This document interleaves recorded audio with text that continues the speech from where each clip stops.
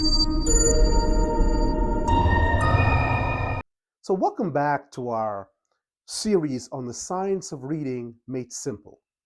And one of the key concepts about the science of reading that I want you to understand is that speech is natural, but reading is not. And this deals with the question that many ask, well, since we can speak and speaking is organic, why don't we just allow children to catch reading the way they catch speaking? Isn't it just easier for children to learn to read organically?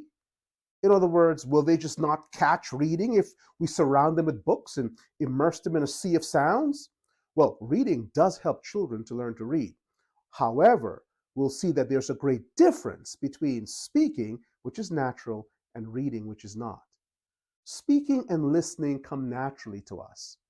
Babies learn by listening. Unless there's a physical disability, most children learn to talk by absorbing the sounds in their environment. And that's true for most children. However, reading is not that way, and the question is why. See, speaking is natural, but reading is an invention. We need to remember that we don't have to teach speech because our brains have been wired to speak. This is how humans have communicated since the beginning of time. They have spoken to one another. Reading, however, is a recent invention. If you consider that reading was invented 8,000 years ago when writing was invented. So when the Mesopotamians, such as the Sumerians, invented a way to record visible sound and turn it into, well, let's see, invisible sound really, and turn it into visible sound on paper, that's when writing came about, when we took speech sounds and made them into symbols. And then, of course, reading by necessity was invented because there had to be a way to translate those written symbols back into the sounds they represented, or the ideas or concepts or words that they represented. So while speech has always been the way we've communicated, reading is a rather recent invention in the history of humanity. And so our brains have had to learn how to read.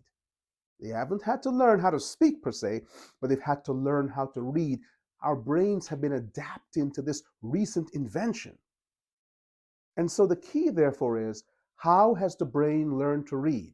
Now, why is this question so important? It is essential to understand how the brain has learned to read.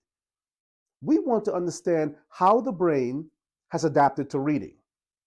We want our children to read or to learn to read the same way the brain has learned to read. We want to work with the brain and not against it. Our brains have adapted to reading by creating internal systems to process printed words.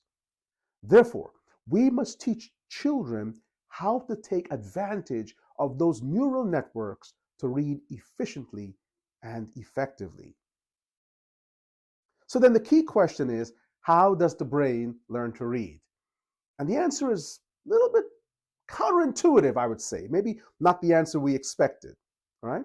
So to understand how the brain processes printed words, we need to start with how our brains process, guess what?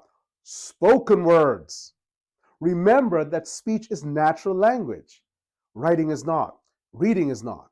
Writing is recording speech by turning it into print.